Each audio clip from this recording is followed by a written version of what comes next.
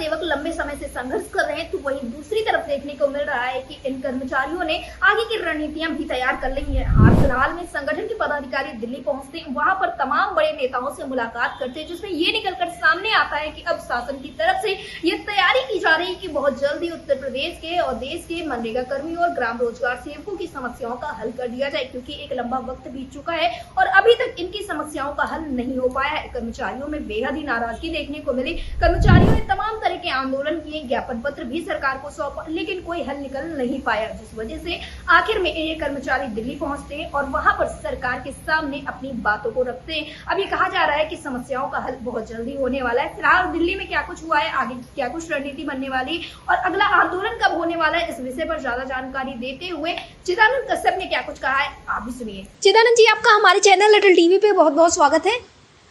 जी शुक्रिया अटल TV channel को। चिदानंद जी, जिस तरह से देखने को मिल रहा था कि लगातार आप लोगों के द्वारा संघर्ष किया गया, आप लोग दिल्ली पहुंचे और तमाम बड़े नेताओं से मुलाकात हुई है, मैं जानना चाहूंगी आपकी मुलाकात किस किस से हुई है और क्या कुछ चीजें निकलकर सामने आई हैं।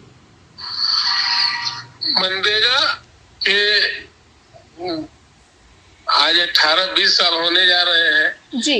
हमारे जितने भी मनरेगा कर्मचारी साथी हैं लगातार निष्ठा और प्रतिबद्धता के साथ काम कर रहे हैं जी। किंतु इसके बावजूद उनकी सिक्योरिटी की कोई गारंटी नहीं है जी। न उन्हें पर्याप्त वेतन मिलता है और न ही उनका सेवा स्थायी है।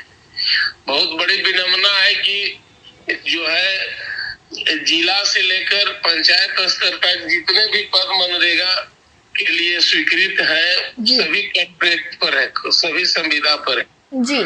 इसी को लेकर हम लोगों ने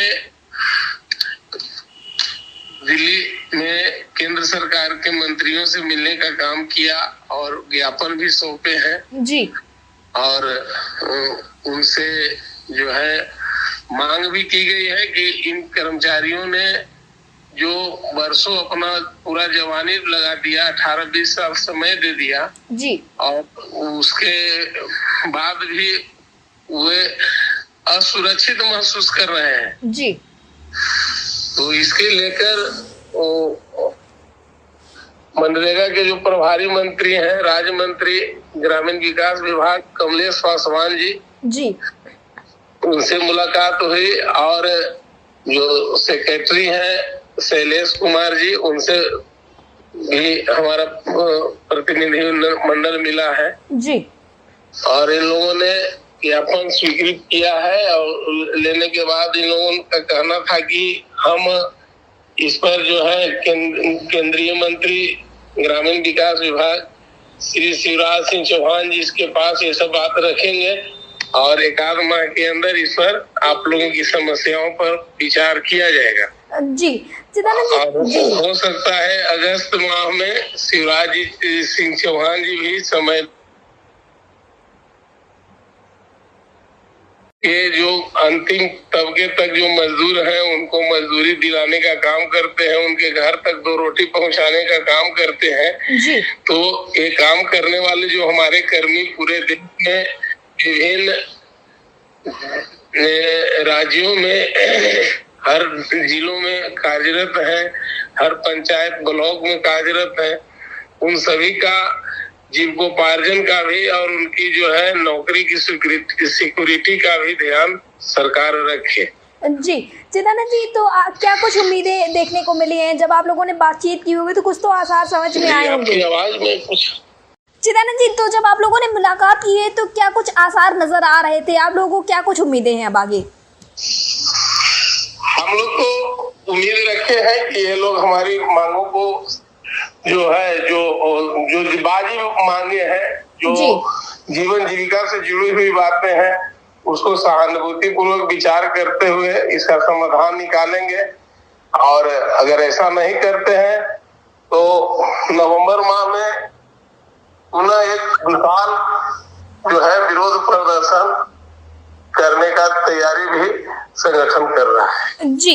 चिदानंद जी, जैसा कि आपने बताया कि अगर कुछ खास नहीं होता है तब आप लोग ऐसा कदम उठाएंगे, तो कब तक का इंतजार आप लोग करने वाले? क्योंकि जैसा कि आपने बताया कि तमाम अधिकारियों से बात हुई है, समय दिया गया उनकी तरफ से, तो कितना समय लगभग इंतजार करेंगे आप लोग? उन्होंने 1 माह का समय दिया है जी। तो